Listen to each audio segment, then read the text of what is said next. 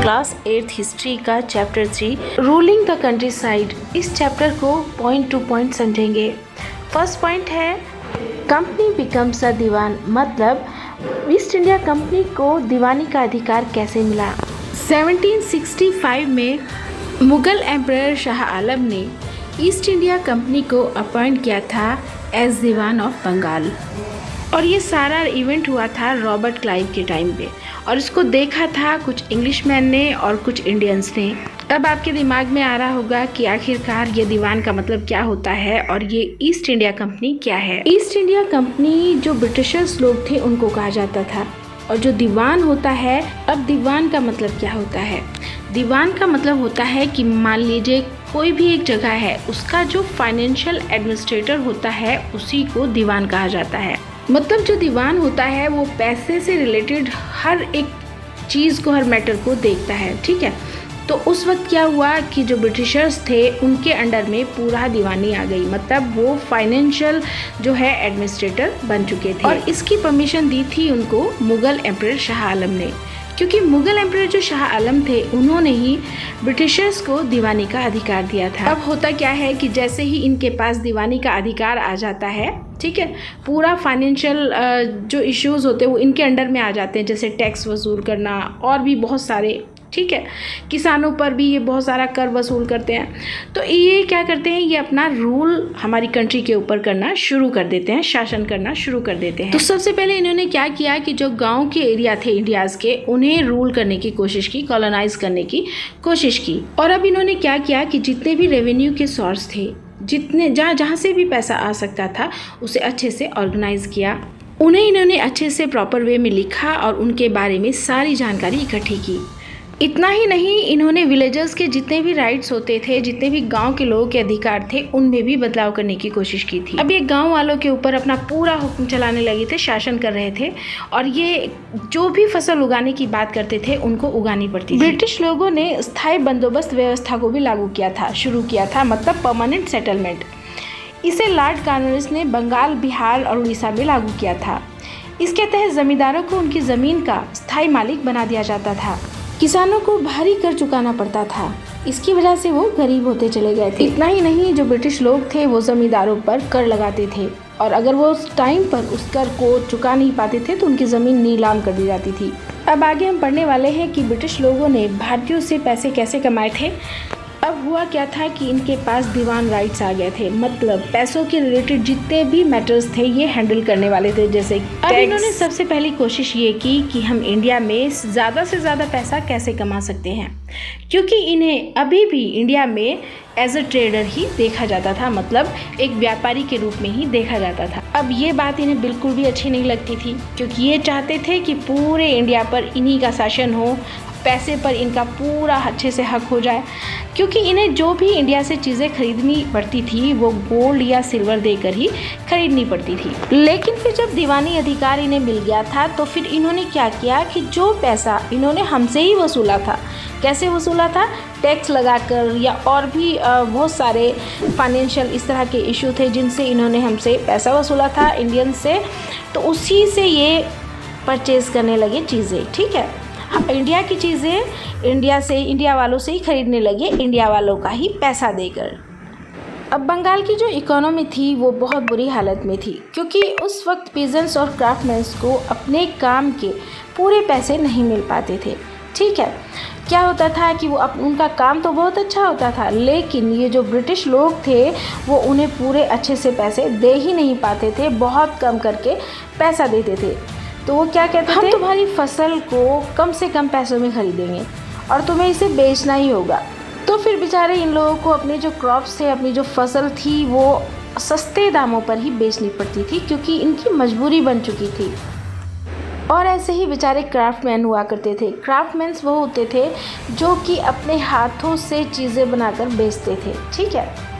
तो उनका भी यही कंडीशन थी, उनकी भी यही दशा थी कि उन्हें भी उनकी मेहनत का पूरा पैसा नहीं मिल पाता था। उनकी जो चीज़ें थी, उनके हाथ से बनाई हुई, उनकी मेहनत की, उसे आधे से भी कम दाम में खरीद ली जाती थी। और उनको उसको देना पड़ता था, बेचना पड़ता था कम दाम में ही। अब इसी चैप्टर का नेक्स्ट टॉपिक है the need to improve agriculture. जब ईस्ट इंडिया कंपनी के अंदर लॉर्ड कार्निवस ने रूल करना शुरू किया, शासन करना शुरू किया, तब उन्होंने इंट्रोड्यूस किया परमानेंट सेटलमेंट को इन 1793 में। अब ये परमानेंट सेटलमेंट क्या था? परमानेंट सेटलमेंट था ये कि जब कोई चीज़ इंडियंस की 100 रुपये में बिकेगी तो उसमें ब्रिटिश लोगों ने कहा कि उसमें से 50 रुपीज़ हमारे होंगे, यानी आधे हमारे होंगे और तुम्हें वो आधे हमें देने पड़ेंगे। तो इस तरह से इन्होंने इंडियंस की जो चीज़ें बिका करती थी उसमें अपना हिस्सा रख लिया था। तो इसी को बोला जाता है परमानेंट सेटलमेंट। अब इन्होंने इस सारे पैसे को कलेक्ट करने की जिम्मेदारी ज़मींदारों को दे दी। किन्होंने? ब्रिटिश लोगों ने ज़मींदारों से कहा कि जो भी इस तरह का रेवेन्यू होगा वो तुम कलेक्ट करोगे और फिर हमें दे दोगे। तो अब जो ज़मींदार थे वो ऐसा ही करते थे। तब ब्रिटिशर्स क्या करते थे कि ज़मींदारों को उनमें से थोड़ा पैसा दे देते थे, जिससे कि अपनी फसलों को अच्छे से उगाए, अपनी क्रॉप्स को अच्छे से उगाए और जो फर्टिलिटी थी सॉइल की उसको भी बढ़ाए। मतलब खाद वगैरह डालने के लिए इन्हें अच्छे से पैसा दे दिया जाता था ताकि अपनी खेती को अच्छे से उगा सके। तो इस तरह से ब्रिटिशर्स ने ये रिस्पॉन्सिबिलिटी ज़मींदारों को दे दी थी कि वो रेवेन्यू को कलेक्ट करेंगे, ठीक है, किसानों से वो पैसा इकट्ठा करेंगे जो कि उन्हें ब्रिटिशर्स को देना है और अपनी खेती को अच्छे से करेंगे और जो सॉइल है उसकी फर्टिलिटी को बढ़ाने पर ध्यान देंगे। अब ज़मींदारों ने भी इस चीज़ का काफ़ी फ़ायदा उठाया। उन्होंने क्या किया कि उन्होंने खेती पर भी ज़्यादा ध्यान नहीं दिया और इस पैसे को अपने पास इकट्ठा करते चले गए और वो क्या करने लगे, जो किसान लोग थे उनसे भी कर वसूल करने लगे। अब ये ज़मींदार जो थे वो कौन होते थे? ये होते थे राजा और तौलकदार्स। तौलकदार्स कौन होते थे? उस टाइम के कुछ फेमस लोग, ठीक है, जिनकी जान पहचान थी समाज में, नाम था, इज्जत थी, वो लोग। और जब ये सारा पैसा जमा करने लगे अपने पास, थोड़ा ही खर्च करते थे, तो इस तरह से हमारी जो ज़मीनें और जो बड़े बड़े लैंड थे वो ख़राब होते चले गए क्योंकि उनकी फर्टिलिटी ख़त्म हो गई। बस इसी तरह से जो ज़मींदार थे वो अपनी रिस्पॉन्सिबिलिटी को अच्छे से नहीं निभा रहे थे और सारा पैसा कलेक्ट कर रहे थे। अब नेक्स्ट पॉइंट आता है इस चैप्टर का, द प्रॉब्लम। अब जो ब्रिटिशर्स थे वो ज़मींदारी को ऑक्शन किया करते थे। ऑक्शन क्या होता है? मतलब ज़मीनों की बोली लगाई जाती थी। इसका मतलब ये था कि अगर किसी को कहीं की ज़मींदारी खरीदनी है तो उनको ब्रिटिशर्स को पैसा देना पड़ता था और इस तरह से इसकी बोली लगती थी। लेकिन फिर दूसरा कोई राजा आता था, दूसरा कोई आदमी आता था जिसके पास ज़्यादा पैसा होता था, वो कहता था कि नहीं, मैं इसके और ज़्यादा पैसे दूंगा, तुम 10 कह रहे हो, मैं 20 लाख दे दूंगा। तो इस तरह से हर एरिया की ज़मींदारी की बोली लगती थी और जो ज़्यादा पैसा देता था ज़मींदारी उसी की हो जाती थी। और फिर अगर ख़रीदने वाला, ज़मींदारी को ख़रीदने वाला पैसे देने में नाकामयाब हो जाता था, टाइम पर पैसे नहीं दे पाता था, तो उसकी जो ज़मींदारी थी वो छीन ली जाती थी। और ज़मींदारों की लापरवाही की वजह से ही क्रॉप्स का प्रोडक्शन भी कम हो गया, फसलें कम उगने लगी क्योंकि उन्होंने सारा पैसा अपने पास इकट्ठा किया, फसल के ऊपर ध्यान ही दिया, खेतों के ऊपर ध्यान नहीं दिया, ना वहाँ पर खाद डाला।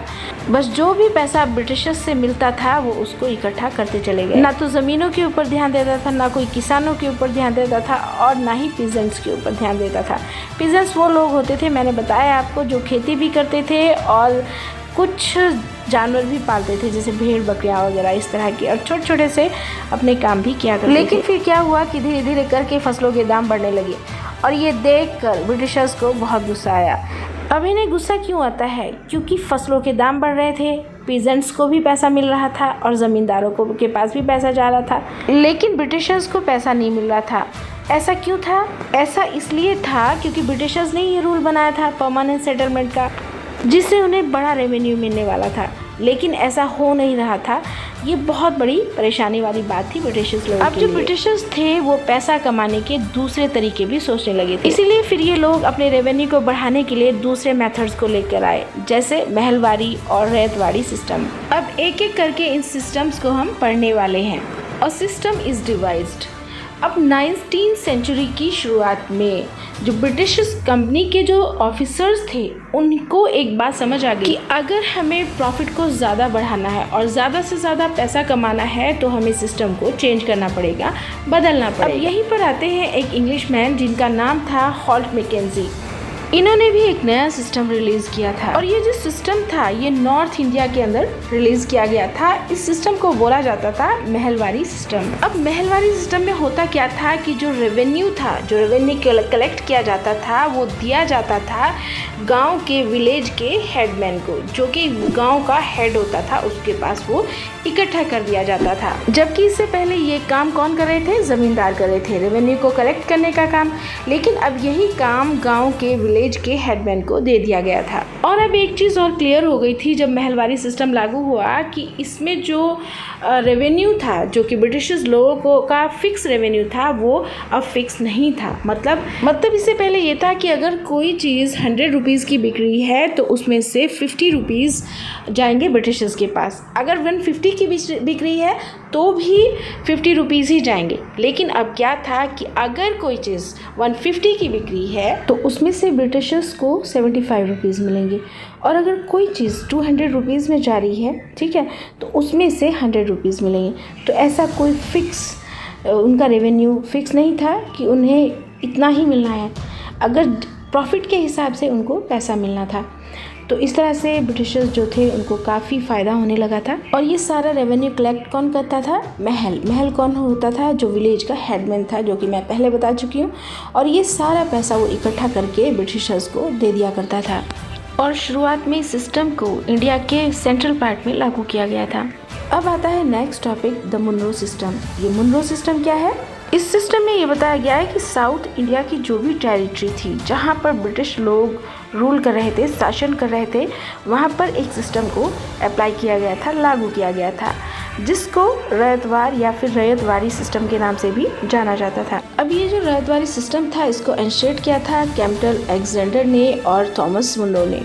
और इस सिस्टम को एक्सटेंड किया गया था, फैलाया गया था ऑल ओवर साउथ इंडिया में। अब इस सिस्टम में क्या हुआ कि साउथ इंडिया में जो भी फार्मर्स होते थे, पेजेंट्स होते थे, उन लोगों से ब्रिटिशर्स ने डायरेक्टली रेवेन्यू को कलेक्ट करना शुरू कर दिया। पहले रेवेन्यू किसके पास इकट्ठा होता था? ज़मींदारों के। उसके बाद जो हेडमैन था विलेज का, ठीक है, वहाँ पर ये कहाँ होता था? नॉर्थ इंडिया में, ठीक है। और अब साउथ इंडिया में क्या हो रहा है कि जो रेवेन्यू है वो डायरेक्टली ज़मींदारों से के पास ना होकर, हेडमैन के पास ना होकर, किसके पास इकट्ठा होने लगा? जो फार्मर्स थे, पीजेंट्स थे। मतलब ये है कि जब ये सिस्टम लागू किया तो इन्होंने बड़ी होशियारी से जो किसान लोग होते थे उनसे ये तय कर लिया था कि तुम्हारे लैंड से, ठीक है, खेती करने से जो भी पैसा आएगा उसका फिक्स हमारे पास आया करेगा कुछ पैसा, ठीक है, और हर मंथ इन एवरी मंथ तुम हमें दिया करोगे। All was not well. Next point हम ये रखेंगे इसमें।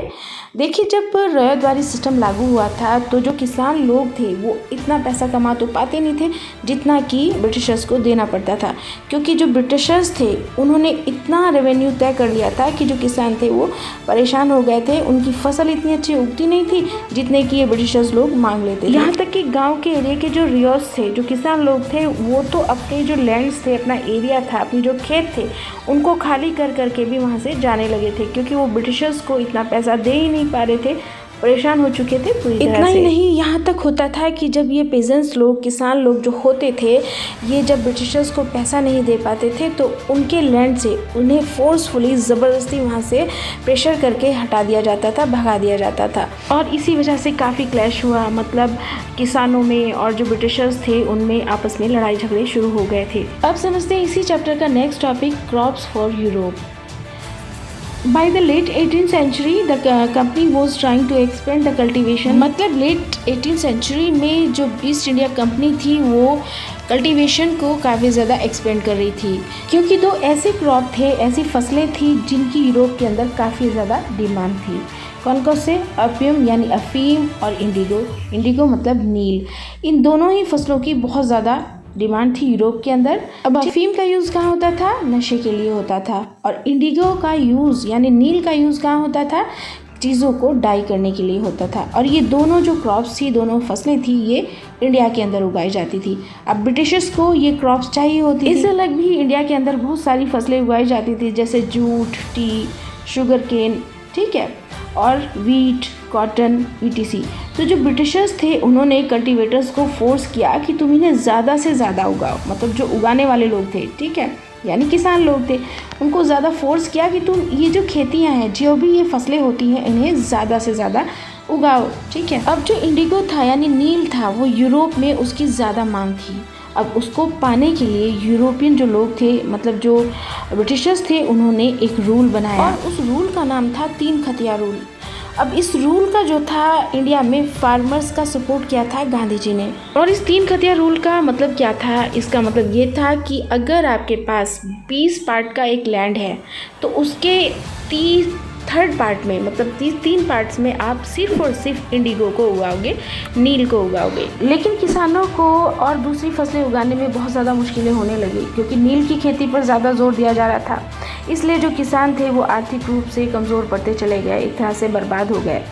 फिर क्या हुआ कि नील के लिए विद्रोह हुआ, नील विद्रोह शुरू हुआ, ठीक है, ये भी एक पॉइंट है। और ये नील विद्रोह शुरू हुआ 1859 से 1860 तक रहा। ये किसान नील उगाने के लिए मजबूर किए जा रहे थे, लेकिन उन्हें उसका पूरा जो मूल्य है, पूरा जो रेट है नील का, वो भी नहीं दिया जाता था। अब किसानों ने 1859 में बंगाल में किसानों ने क्या किया कि नील की खेती के लिए बिल्कुल ब्रिटिशर्स को मना कर दिया।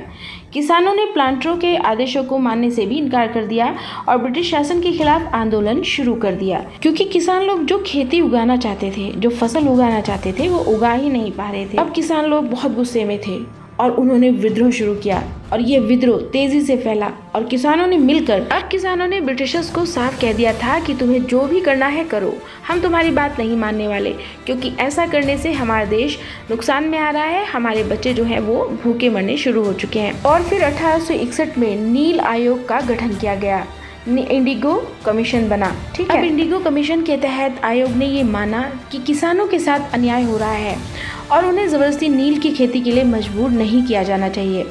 इसके बाद बंगाल में नील की खेती धीरे धीरे से ख़त्म हो गई, ठीक है। यानी जो यूरोपियन लोग थे उन्हें इंडिगो चाहिए था, इस चक्कर में वो लोगों को परेशान कर रहे थे, भारतीय लोगों को, भारतीय किसानों के। लेकिन फिर इसका बहिष्कार हुआ, जब किसान उठे, उन्होंने अपनी हक के लिए लड़ाई करी, तब उन्हें उसका न्याय भी मिला, ठीक है।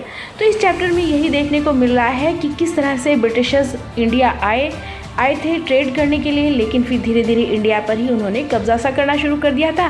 साथ में उन्होंने यही नहीं, गांव के जो किसान थे उन्हें भी परेशान किया, उन्हें खेती करने नहीं दी। इंडिया के अंदर बहुत सारी फसलें उगाई जाती थी, ठीक है, जैसे गेहूँ, चावल, कॉटन, मसाले, नील की